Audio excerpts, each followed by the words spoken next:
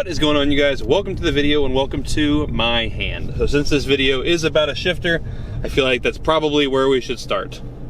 So before I start saying dumb things, you guys just watch this.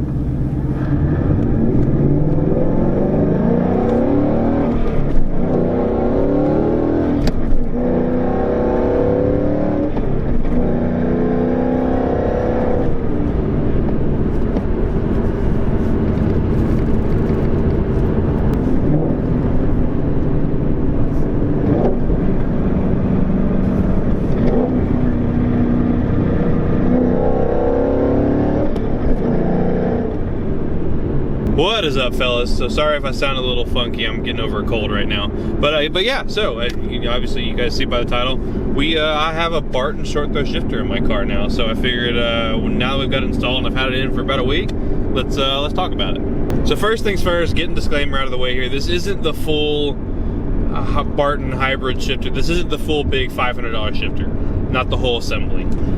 So that's the video you're looking for. I'm sorry, this isn't it. But if you're the guy like me who didn't really feel like spending $500 on a shifter was completely necessary for their style of driving, like it's not for mine, keep watching, because I feel like this is a good option for you guys.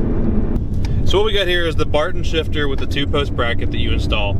And before we get into the way it feels and everything like that, I want to talk to you guys for a second about the install. I was gonna do an install video on it, but honestly, late model restoration has an install video on it that's way better than anything I could ever do. And but I do want to give you guys a couple tips, a couple things I learned that you know, it always seems like these install videos from like late model or CJ Pony parts always seem to be a lot easier than they are in person. And so a couple little things that I found out that hopefully will help you guys a little bit too. First things first, don't be scared of it. You know, especially if you're like me. You know, I'm a garage mechanic. I haven't done a whole lot. So I was a little intimidated at first, knowing that you had to take, the exhaust off, the drive shaft out, and lower the transmission. I was a little nervous about that. So like I said, if you are a very novice mechanic, probably wouldn't recommend doing it yourself. But if you have a pretty good idea of what's going on under there, you can probably take care of it all on your own. So the only two things that they don't tell you on the install video, and I'll link the install video below, so if you're wanting to do it too, the exhaust is harder to come off than they make it sound. They make it sound, oh hey, grab a buddy and grab a hammer and you'll get it off in 5 seconds. And no, it took me, my dad, and my other buddy David underneath the car shaking the living crap out of it, just to get the exhaust to come loose. So exhaust was a little harder to get off. Drive shaft was super easy to come off. Transmission was super easy to drop.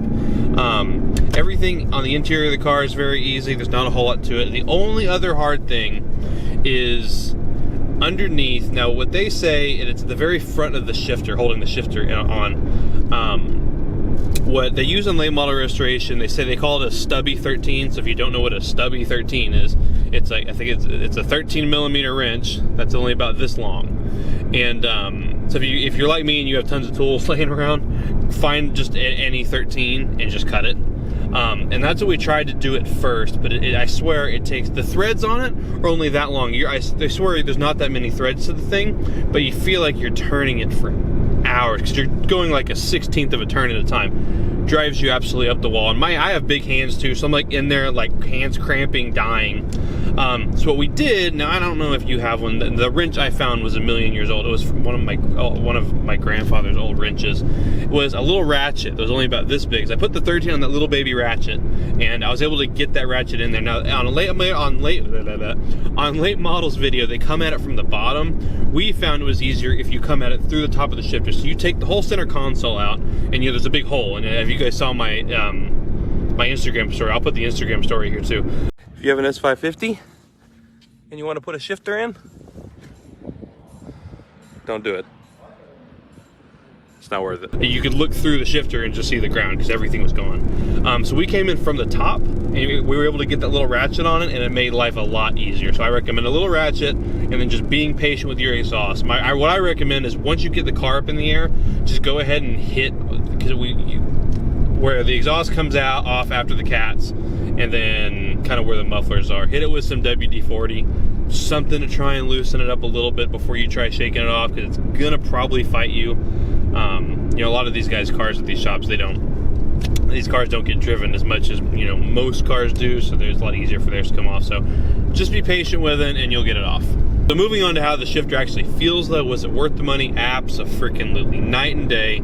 It's made the car just more fun to drive. I mean, the shifts are so crisp now, and not that they weren't before. That was actually one of the compliments I had on this car before, was how well it was stock, but honestly, I just didn't even know how much better it could get, and it's really good. Everything's very notchy now, so it's one thing you have to, you know, understand is you're getting rid of this kind of crappy, softer plastic bush for a very bulky metal one, and so there's a little more noise, you get a little more vibration in your hand, but not much, not to the point to where the first time I drove it I was like, oh hey, this is a little bit, you know, more, but now it's completely normal.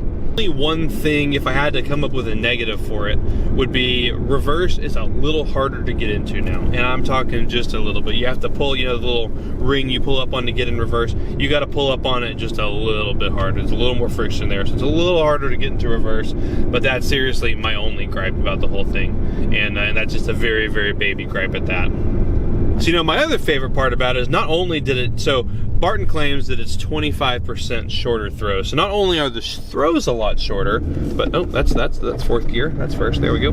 So not only are the throws a lot shorter, but the shifter itself sits a lot lower. That was just a dumb pet peeve of mine when I got my car. I just felt like the shifter sat up really high and it was just looked a little awkward, but now it sits a lot lower and it looks how I want it to look. So I like where it sits now, and man, it's just every gear is just so satisfying to go into. Now probably the most satisfying one is second to third. Just rev out second into third real quick.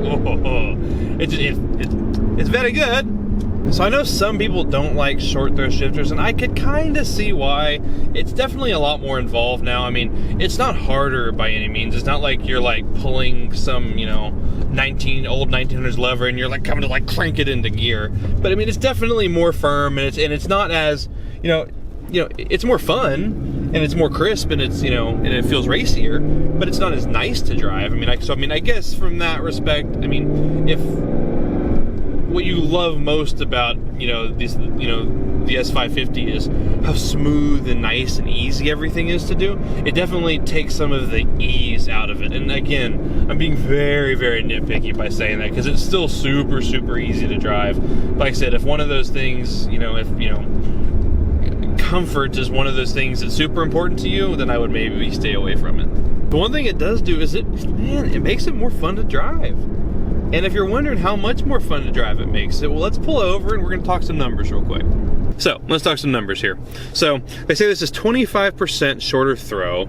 I drive a manual car, which means I use all four of my limbs, both arms, both legs. That's 25% each. Legs are a little bigger. 25% each. So this is my right arm, so 25% right there. So this should be 25% more fun. And I'm going to justify this to you as to why you need a short throw shifter now, because I've concocted a list of things that would be better if there was 25% more of them. So here we go, let me just begin.